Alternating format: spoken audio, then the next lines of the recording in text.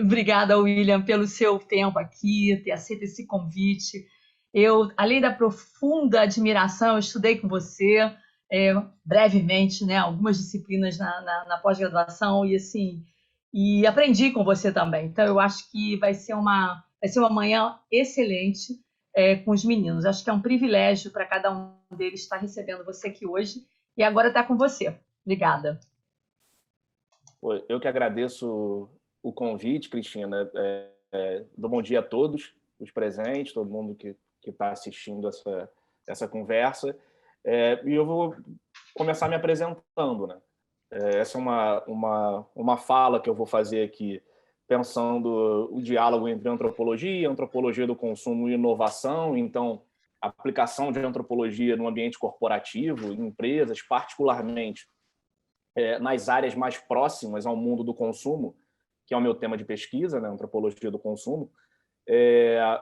Mas eu vou começar me apresentando antes de entrar nisso, para vocês saberem quem sou eu. Enfim, eu sempre nas minhas aulas, eu começo apresentando os autores, assim, independente de quem seja o autor, a autora, para a gente poder ter noção de quem é a pessoa, né, que contexto viveu, o que acompanhou na vida, enfim, para a gente entender o trabalho, aquela perspectiva, de onde ela fala, enfim, o que motivou aquilo.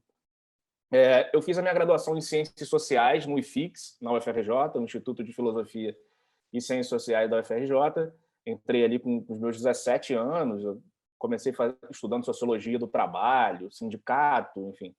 E num determinado momento me encantei com a antropologia, e o meu encantamento com a antropologia foi no momento que eu encontrei o meu objeto de estudo, aquele que seria o objeto que está me acompanhando até hoje, né? Já são aí, desde o início da graduação,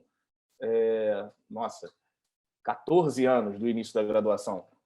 Então, num determinado momento, nas disciplinas obrigatórias de antropologia, eu já tinha percebido que eu tinha interesse naquilo, nos sistemas de significação, os sistemas de classificação, a força do simbólico na nossa vida social. Mas foi quando eu li O Mundo dos Bens para uma Antropologia do Consumo, da Mary Douglas, e o Magia e Capitalismo, do professor Everardo Rocha, que eu percebi que eu queria ser antropólogo e que o meu tema de estudo seria o consumo.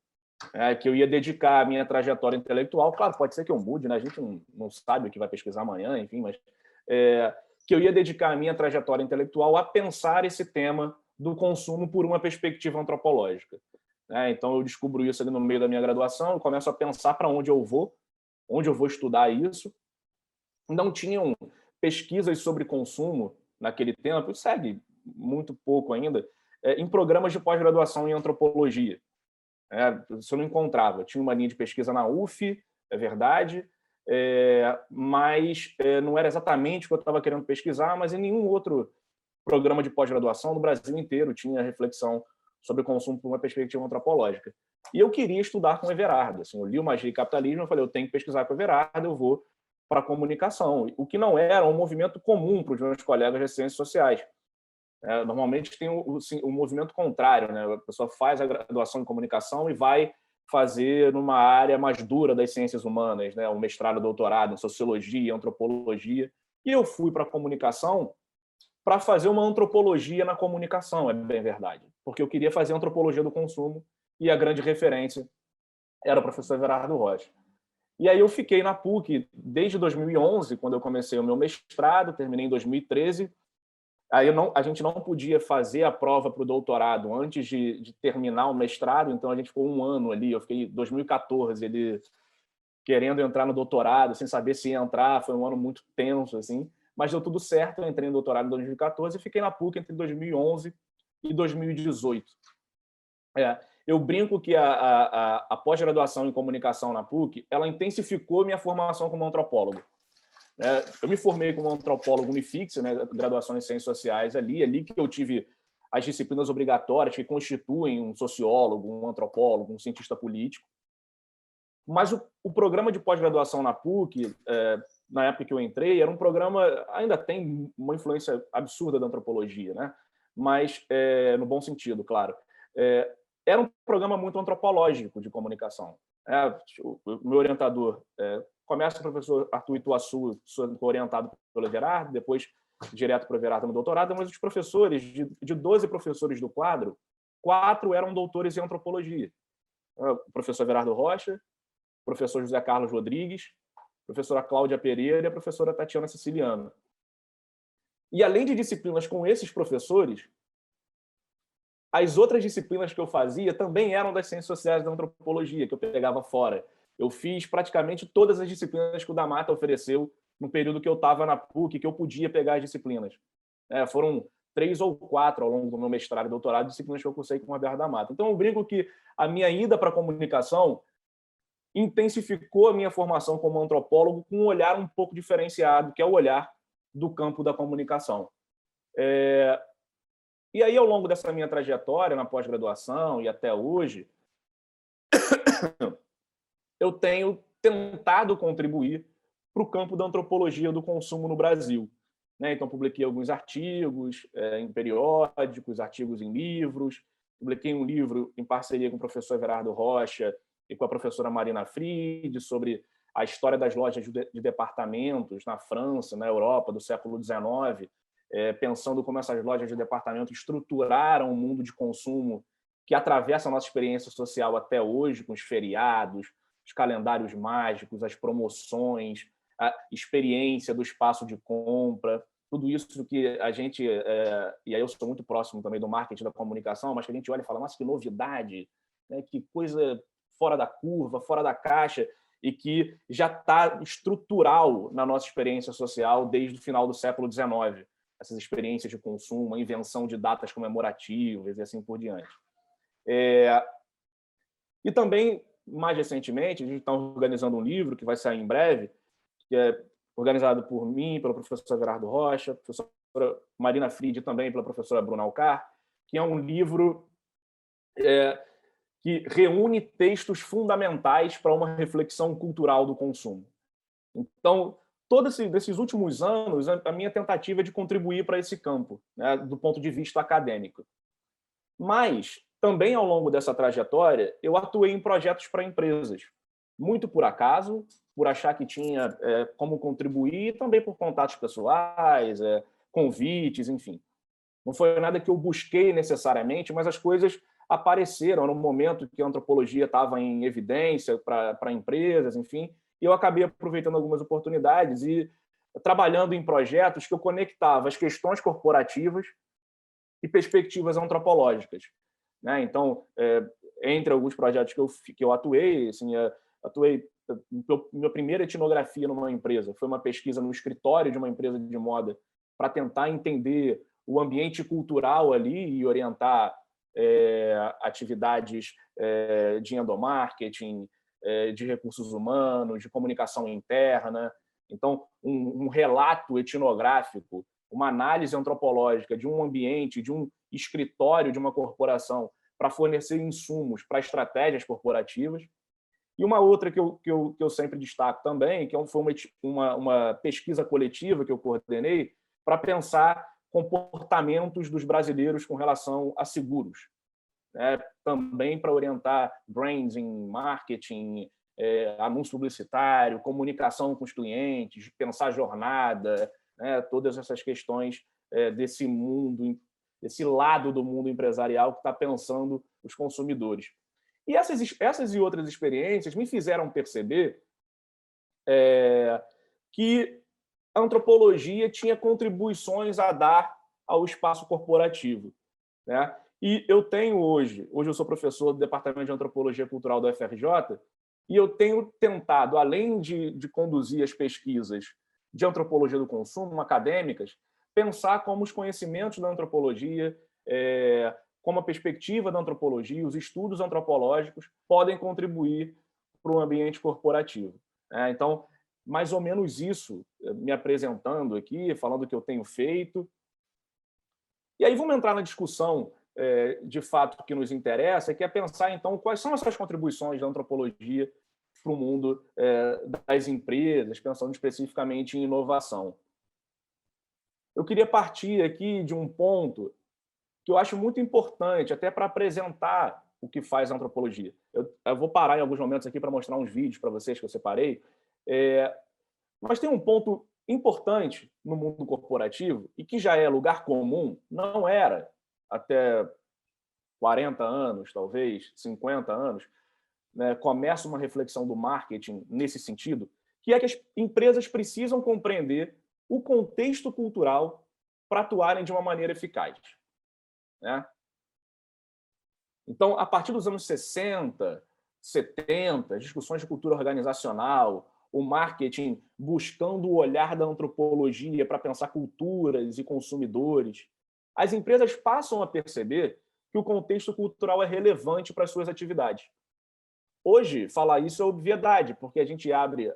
Na verdade, eu falava muito que a gente vai às bancas de jornal, mas as bancas de jornal do centro do Rio de Janeiro deixaram de ser bancas de jornal, né? Você, olha, uma banca de jornal. Aí você chega, não é uma loja que está vendendo um monte de coisa e tal, mas você olha aquelas revistas que ficam penduradas nas bancas de jornal, as revistas de negócio, sempre tem uma capa com a palavra cultura. Cultura virou um negócio assim, é um chamariz. Tudo é cultura. Tudo que a gente não sabe o que é problema cultural. E aí vale a pena fazer uma rápida contextualização do que é o conceito antropológico de cultura. Primeiro, se as empresas perceberam que precisavam entender o contexto cultural, a disciplina que dedicou seus esforços para analisar culturas foi a antropologia, né? E aí, diferenciando o que é cultura para a antropologia, os antropólogos e antropólogas eles estudam sociedades para tentar entender como elas compreendem o mundo, organizam a vida, sonham, se relacionam entre si, internamente, externamente.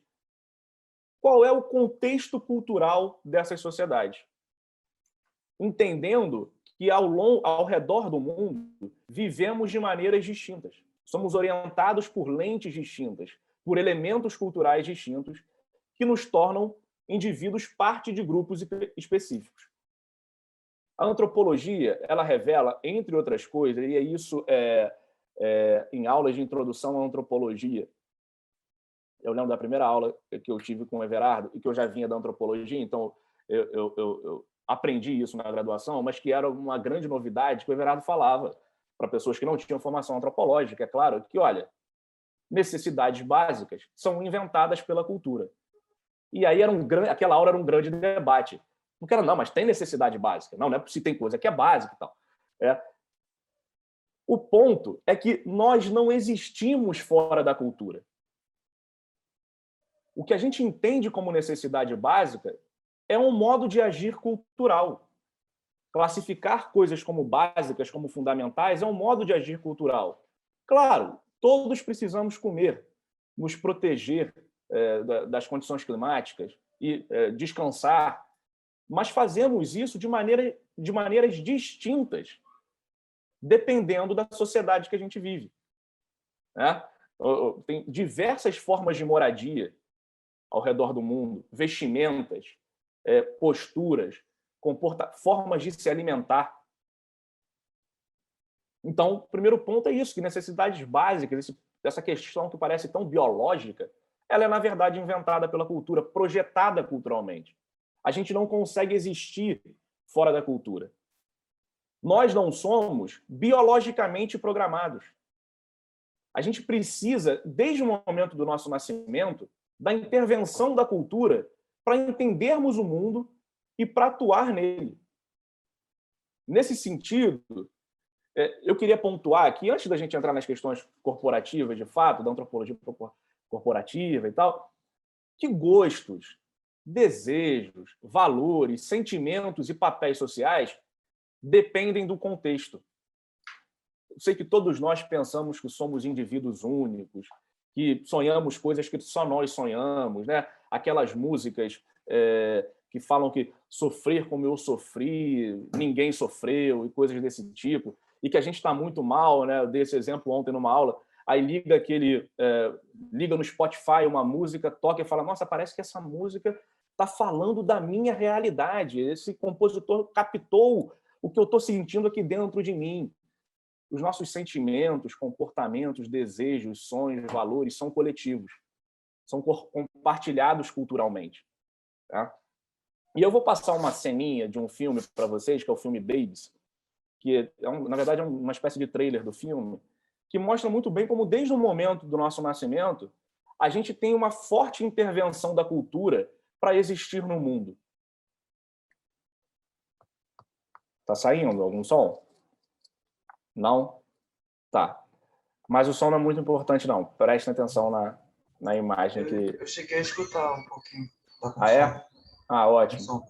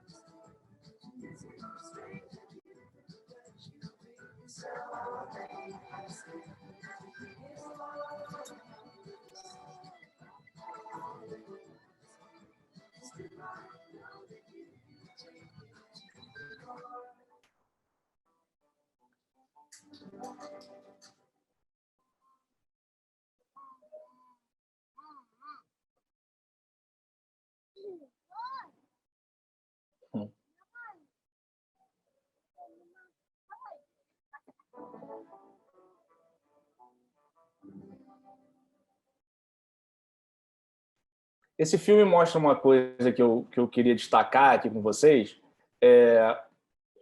Como ele pega 4 contextos, 4 crianças nascendo em sociedades diferentes, ele mostra como essas crianças vão crescendo de maneira distinta, né? Com a forma do choro, da vestimenta, as posturas, né? O corpo, como vai se construindo, né? A forma de amamentar, de se vestir, né?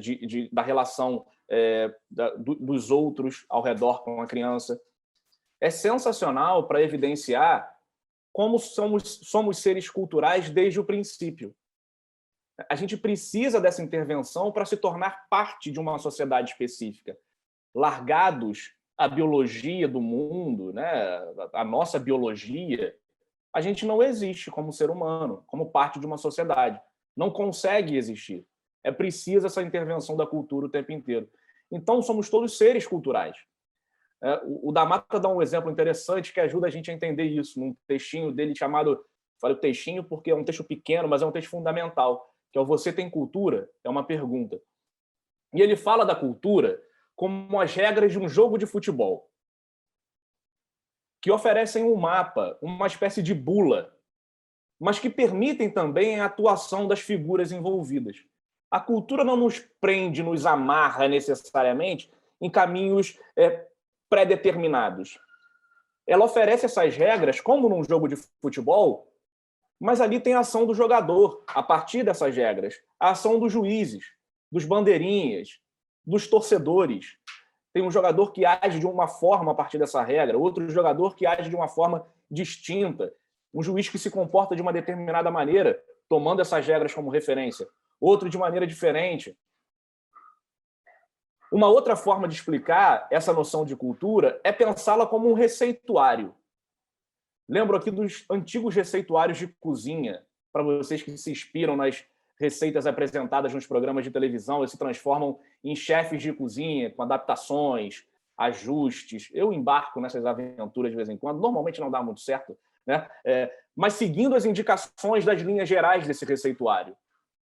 Ele não nos amarra, ele dá uma orientação geral, e aí a gente tem, a partir dele, lendo esse receituário, uma capacidade inventiva de atuação no mundo. Cultura também pode ser pensada, dentro dessa explicação, como o roteiro de uma peça, que é a nossa vida social. E nós como atores dessa peça.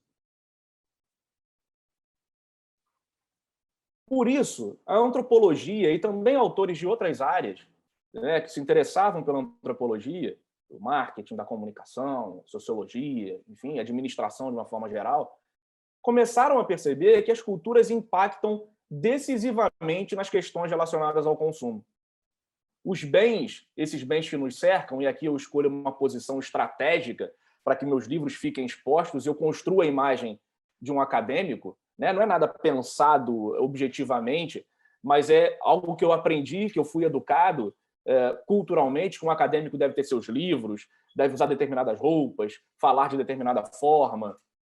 Os bens, como dizia Mary Douglas e outros autores depois dela, são carregados de significados e materializam a cultura.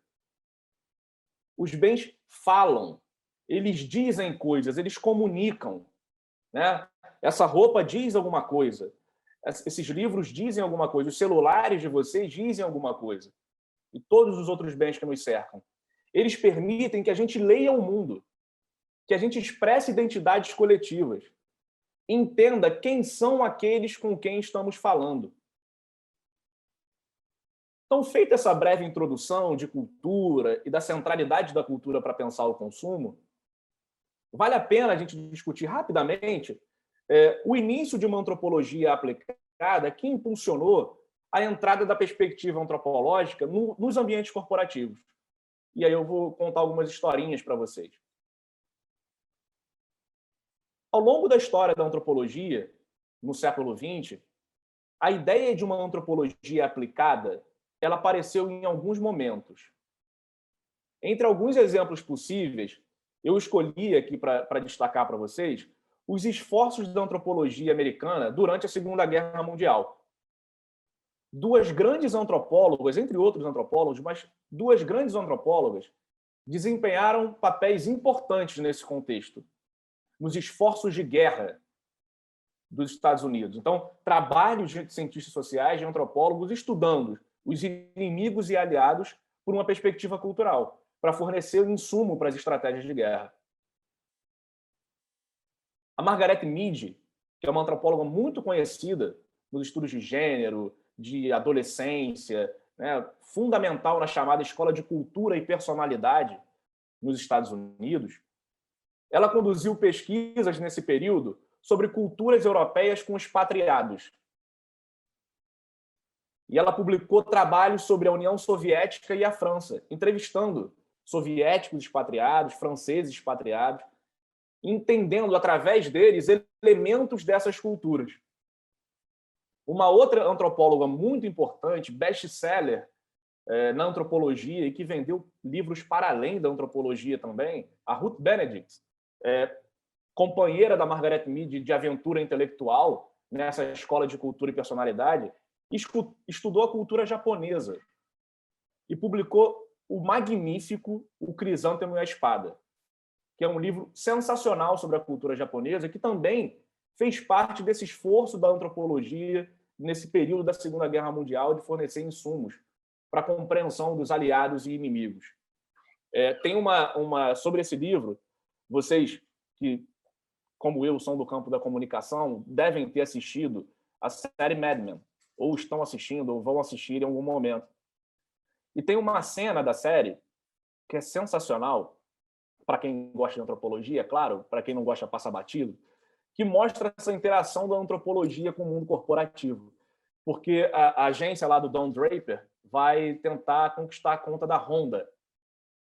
E aí tem toda uma polêmica de não quero que a minha agência cuide do japonês, enfim, o sócio, um dos sócios mais velhos e tal. E eles estão tentando pensar como a gente conquista essa conta na disputa. Tem outras agências concorrendo, até aquela que é adversária e depois vira sócio também, todo mundo no mesmo barco e tal. E aí a indicação que um dos executivos da agência dá na reunião é, olha, me recomendaram ler o livro O Crisântemo e a Espada. E eles ficam um tempo falando sobre isso. E o Don Draper fala para... Esqueci o nome dela, que depois vira sócia da agência também, fala, olha, distribua um livro desse, compre e distribua um livro desse para cada um dos nossos publicitários que estão atuando nesse projeto. Porque a gente precisa entender a cultura dessa empresa com a qual a gente está dialogando. E aí mostra alguns momentos do episódio, eles lendo o livro e tal, e no final, por entender elementos da cultura japonesa, através do livro da Ruth Benedict, eles conquistam a conta. Eles usam uma estratégia lá ousada, que eu não vou aqui contar para vocês, para gerar curiosidade e vocês correrem para assistir a série que vocês devem assistir como estudantes de comunicação. Mas o ponto é mostrar como esses publicitários olharam para o estudo de uma cultura para aprender a dialogar com uma empresa daquele país, né? E como isso foi decisivo na conquista da conta. Nesse período, dos anos 60, 70, é um momento muito importante para a construção de uma antropologia aplicada e a entrada da antropologia no mundo corporativo. É a partir dos anos 70 que as empresas começam, e aí não param mais, a incorporar antropólogos e antropólogas em suas diversas áreas. Mas principalmente naquelas áreas mais relacionadas ao consumo, à inovação, à criação de produtos, estratégias de comunicação, de marketing, design. Esses profissionais, eles entram nas empresas, a partir dos anos 70, para decifrar os códigos culturais dos grupos de interesse, mapear e entender comportamentos, significados, usos dos bens. O ponto central, né, o lugar que marca essa entrada de antropólogos e antropólogas no mundo corporativo, ou pelo menos das perspectivas antropológicas, é o Vale do Silício nos anos 70. São as empresas de tecnologia que vão reinventar a forma como a gente se relaciona com a tecnologia, como a gente se relaciona entre si, né? Basta a gente perceber os impactos dos aparelhos tecnológicos nos últimos anos, né? Desde esse tempo. E aí eu vou contar para vocês, para não ficar só no plano das ideias, experiências práticas, para inspirar, para fazer vocês refletirem, enfim, essa é a minha intenção, que aconteceram a partir dos anos 70 nessas empresas de tecnologia do Vale do Silício. A primeira e mais famosa, que foi a que impulsionou a centralidade do olhar antropológico para a inovação, para o ambiente corporativo, é o famoso caso do parque da Xerox. Para quem se interessa por inovação, conhece um pouco da história do parque, que foi criado em 1970 pela Xerox, um grande laboratório de pesquisa em inovação localizado em Palo Alto. E ali a Xerox incorporou uma série de pesquisadores, e aí PhDs das universidades da Califórnia, foi buscar nos bancos universitários quem eram as pessoas que estavam se destacando em diferentes áreas. Com o objetivo de entender o que eles chamavam de escritório do futuro. A ideia era compreender as mudanças que ocorriam nos escritórios com o aparecimento de importantes novas tecnologias, como os computadores pessoais, por exemplo. O curioso é que, a partir da metade da década de 70, além de incorporar matemáticos, físicos, químicos e engenheiros, o parque da Xerox resolveu contratar antropólogas. Era uma coisa não muito comum. Não é, vamos contratar antropólogos aqui para trabalhar desenvolvendo produtos, entendendo o comportamento para desenvolver produtos. Isso hoje é muito comum, mas não era. Ali é uma grande inovação colocar a antropologia em diálogo com essas outras áreas importantes para a corporação, para entender consumidores, para pensar em inovação. Foi a primeira grande empresa a fomentar de forma significativa uma antropologia corporativa. As antropólogas que entraram no parque, todas elas PhDs ou que estavam realizando o PhD, o mestrado ou o doutorado, o PhD propriamente dito, encontraram alguns desafios nessa entrada no mundo corporativo. O primeiro foi adaptar os métodos de pesquisa que elas aprenderam no ambiente acadêmico para um ambiente de negócios. E aí uma questão básica que elas colocavam era, olha, eu chego num escritório para fazer uma pesquisa, há uma desconfiança.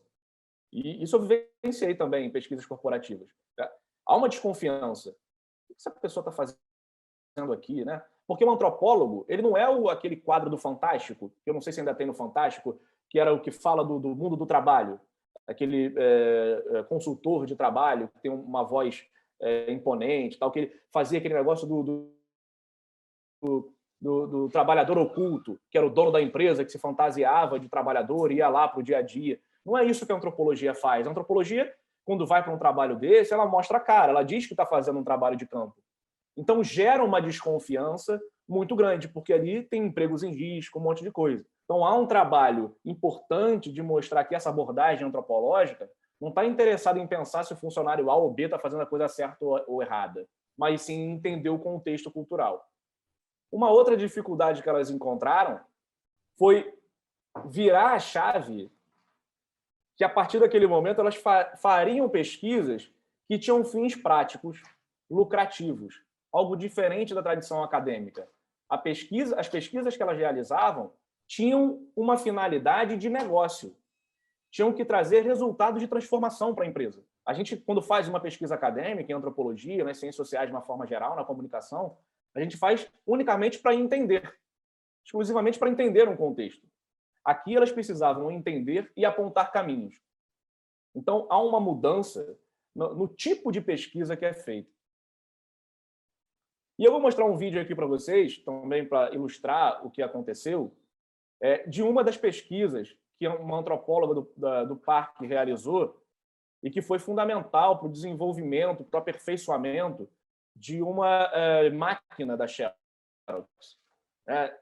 Esse grupo de antropólogos ajudou a Xerox a desenvolver impressora, novos softwares, fotocopiadoras digitais e até outros produtos que a Xerox não utilizou e que outras importantes empresas da região do Vale do Silício usaram esses conhecimentos para criar os seus produtos.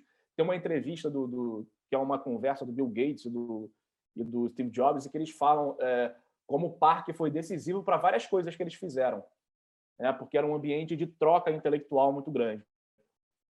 E aí esse videozinho foi feito por uma antropóloga chamada Lucy Suchman, que é um grande nome da antropologia, que estuda a relação humano-máquina. Depois ela virou uma acadêmica, e ela mostra a dificuldade de algumas pessoas em operar a que seria a mais moderna copiadora da Xerox no final dos anos 70.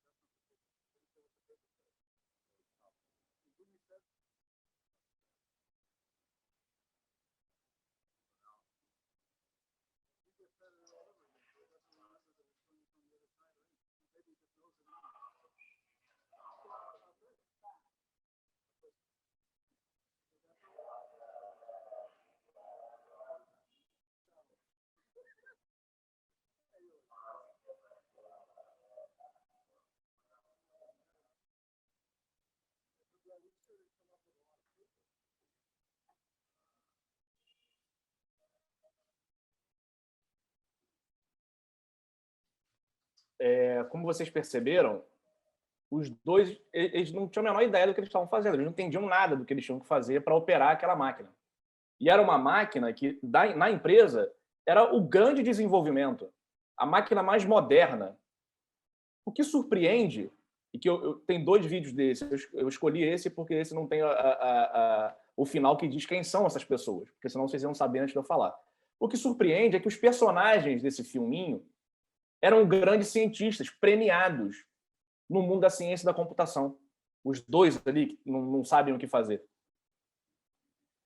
Isso mostrou, entre outras coisas, para a empresa, a complexidade da relação humano-máquina e a necessidade de projetar produtos pensando nos usuários, pensando nos consumidores, nos seus valores, comportamentos, nas relações no espaço de trabalho.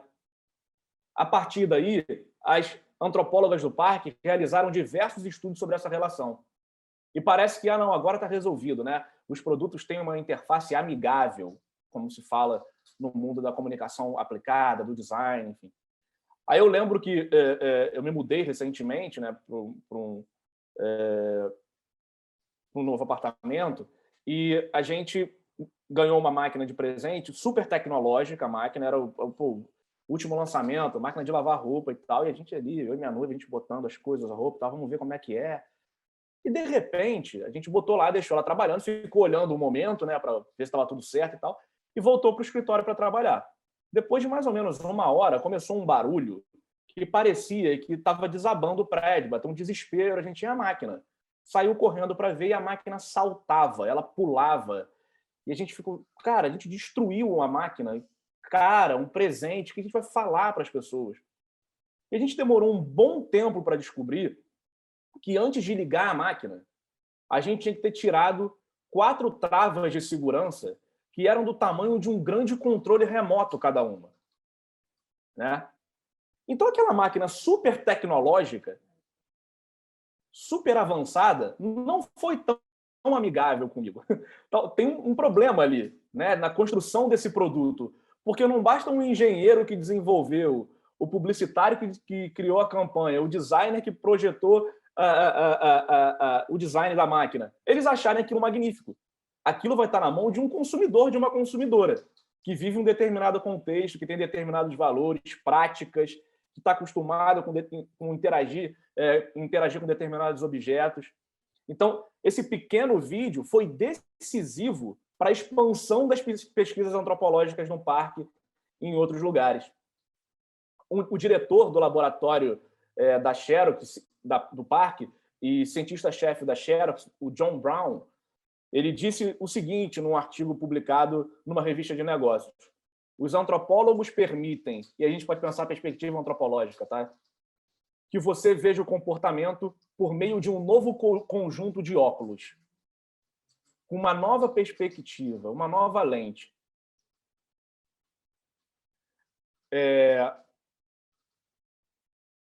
Um outro caso rápido da Xerox, a mesma antropóloga, ela passou a realizar uma série de pesquisas nos anos 80 com trabalhadores do aeroporto de San José, na Califórnia.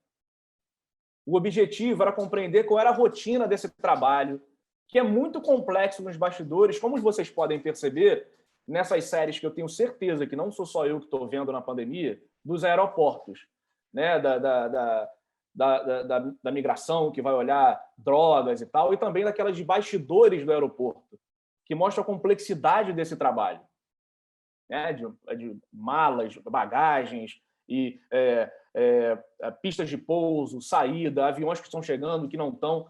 Um trabalho muito complexo, e ela foi para o aeroporto para pesquisar os bastidores desse trabalho. As pesquisas que ela realizou ali viraram matéria no New York Times, em 1991, e foram importantes para a Xerox desenvolver novas formas de tratamento de documentos, manuais de instrução, treinamento das equipes de suporte, para projetarem, aí sim, equipamentos mais amigáveis, de um uso mais adaptável, né, às relações e às práticas de trabalho. A Xerox se aproveitou, a partir de pesquisa etnográfica, as conversas que a equipe de manutenção que ia consertar os equipamentos nas empresas, as conversas de cafezinho que eles tinham e que a chefia observava como algo, não, isso aqui é um não trabalho, eles perceberam que aquelas conversas eram muito mais importantes do que o manual. A partir da convivência das antropólogas com essas equipes, elas entenderam que era nesses momentos que os trabalhadores encontravam a forma de solucionar os problemas vistos nos equipamentos, porque os manuais não davam conta. E aí a Xerox se explora isso a partir da pesquisa e cria um banco de dados chamado Eureka, que era uma categorização das dicas dos operadores, né, que eles percebiam em conexão com a máquina e nas conversas entre si. As histórias contadas no refeitório da empresa, na cafeteria da empresa, viraram fonte de conhecimento, viraram um banco de dados muito mais eficaz do que o manual formal da máquina. A partir daí, desse case de sucesso da Xerox, ficou muito claro o poder da perspectiva antropológica e da etnografia. Várias outras empresas de tecnologia e de outros segmentos passaram a incorporar essa perspectiva, profissionais de antropologia, profissionais que dialogam com antropologia. A Intel é um caso muito famoso. A Intel tem ainda times de antropólogos que viajam o mundo fazendo pesquisas etnográficas.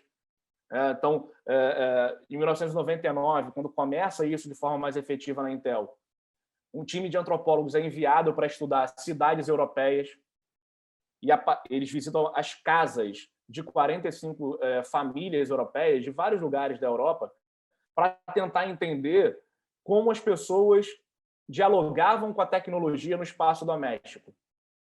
E aí, entre outras coisas, essa pesquisa etnográfica possibilitou que a Intel criasse o que ficou conhecido como o primeiro iPad. Hoje em dia falam que é um primeiro iPad, né? Que é o primeiro tablet. O pai do iPad da Apple, esse produto que a gente olha como sagrado, né? Como um bem de arte ou coisa do tipo, que a gente fica ali, nossa, eu quero isso e tal.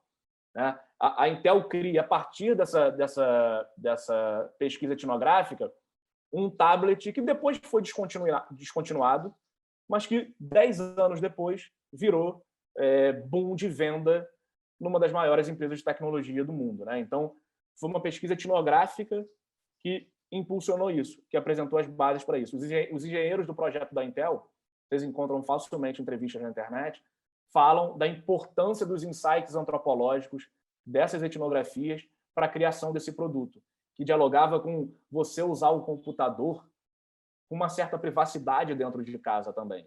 O que o computador pessoal, eu lembro da minha infância, não permitia, porque o computador na minha casa ficava na sala, meu pai e minha mãe passavam atrás, viam o que eu estava vendo, meu irmão tinha hora para o computador, enfim. Esse tablet portátil trazia vários outros elementos que eram latentes na observação dos antropólogos no espaço doméstico. Então, eles perceberam ali lacunas que podiam ser preenchidas. O Classmate, aquele computador voltado para a educação, que o governo brasileiro comprou em meados da primeira década dos anos 2000, foi projetado pela Intel a partir de etnografias realizadas nos países emergentes. E que eles identificaram a lacuna da quantidade de alunos, era completamente discrepante nas escolas públicas dos países emergentes. Eles observam a quantidade de alunos e a quantidade de aparelhos tecnológicos, de computadores. Então, eles criaram um produto específico para isso e que vendeu para todos esses países emergentes, muito. Né? Então, uma oportunidade de negócio a partir dessas pesquisas que seguem sendo realizadas.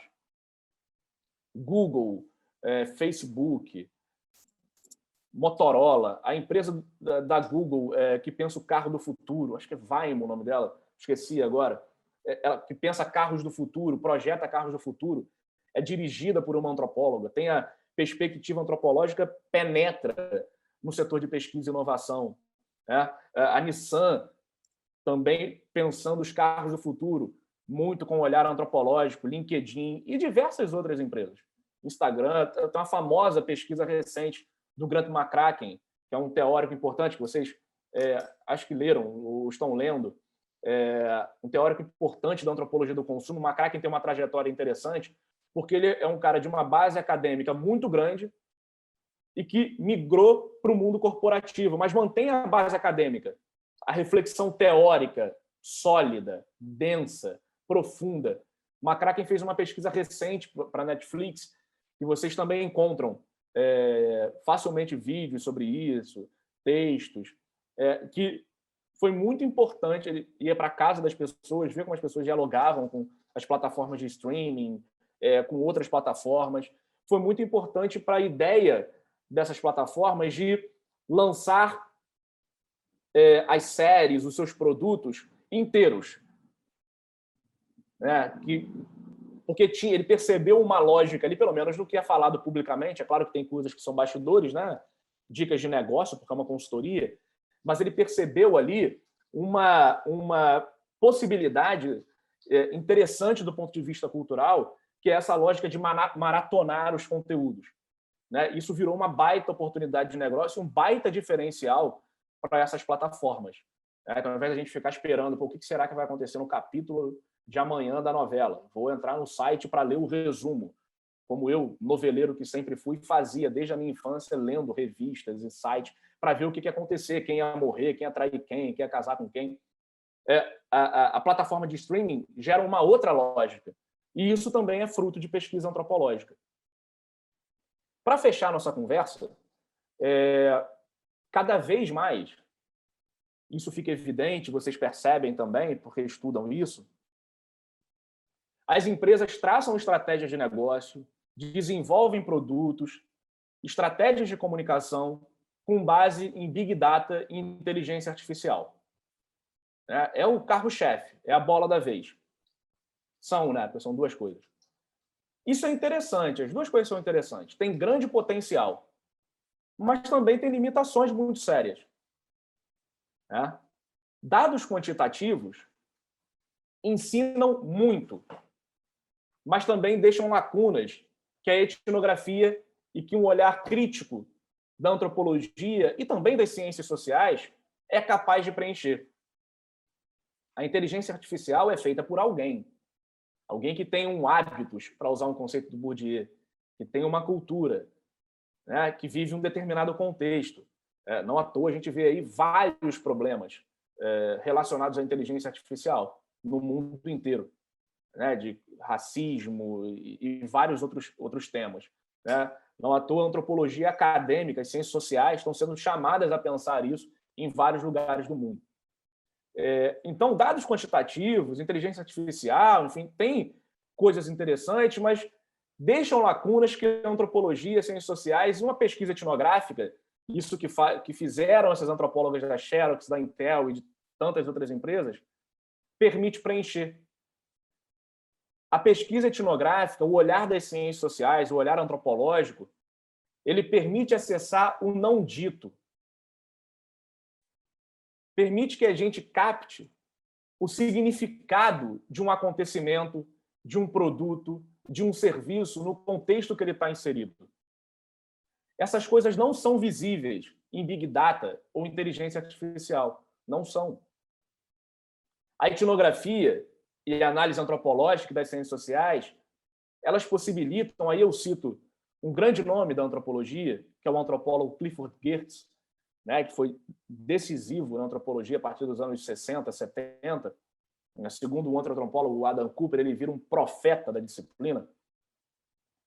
Porque a etnografia, esse trabalho minucioso, essa descrição densa e a análise antropológica, aquilo que os textos de antropologia das ciências sociais permitem que a gente observe, essa noção de que cultura depende de contexto, que somos seres do contexto, que temos determinados sonhos, projetos, porque somos fruto desse contexto, não somos biologicamente programados e assim por diante.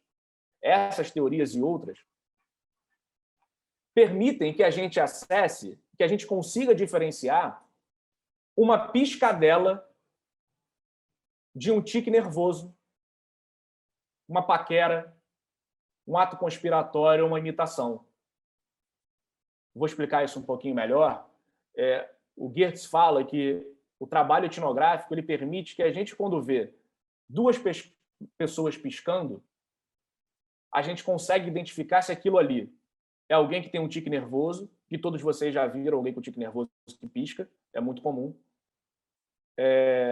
Se aquilo ali é uma paquera, uma palavra que vocês devem voltar a usar, porque é uma palavra que tem um peso, é uma palavra bonita, que piscar pode ser, não sei se ainda é, né? Acho que nem na minha época de atividade era, né? Mas pode ser uma estratégia de sedução com alguém, pode ser um ato conspiratório, você piscar para alguém para mostrar que vai zombar de um terceiro, né? Antes de fazer uma brincadeira com uma outra pessoa, e pode ser uma imitação também. Você está imitando alguém que pisca. Como a gente diferencia isso, para dar um exemplo de um ato banal, qual o significado dessa piscadela, a partir de Big Data e inteligência artificial? Não é possível. Ficam lacunas aí. Apenas, ou pelo menos, a etnografia tem uma contribuição a dar nesse sentido. A perspectiva antropológica tem uma contribuição a dar nesse sentido. Porque a gente consegue compreender o significado dessa piscadela no contexto que ela está inserida. Um bom etnógrafo, um bom antropólogo ou uma boa antropóloga, ou alguém que tem uma influência da antropologia na sua formação, na sua trajetória, e que não necessariamente se define como antropólogo, é capaz de identificar se aquela piscadela é paquera, tique nervoso, conspiração ou imitação. Esse exercício, esse tipo de conhecimento é fundamental para a inovação, como eu tentei mostrar aqui nos exemplos da Xerox, sobretudo nessas duas histórias que eu contei da Intel, e que tem várias outras em tantas empresas. É uma área que no Brasil ainda não é tão... A área de business anthropology ou de uma antropologia aplicada aos negócios não é tão forte, está começando a se construir, né? Pessoas estão começando a falar sobre isso, mas já há uma bibliografia muito grande nos Estados Unidos, em países europeus, conectando antropologia do consumo e negócios. Era isso que eu tinha para conversar com vocês. Agradeço a atenção de todos e muito obrigado pelo convite. Espero ter contribuído para alguma reflexão e inquietação, porque o papel da antropologia, eu aprendi isso, é gerar inquietação, é fazer com que a gente estranhe as verdades estabelecidas, né? O antropólogo é aquele que vai cutucar nas coisas que estão muito estabelecidas e falar, não é bem assim, dá para olhar por outro lado. Obrigado, gente. Ai, William, a gente que agradece, foi uma delícia. E eu penso que os meninos tiveram alguma, vamos dizer assim, facilidade de ir ao encontro das suas colocações, pelo que nós vimos também em outros textos durante a nossa aula. Queria mais uma vez agradecer muito a sua presença. Eu que agradeço, Cristina.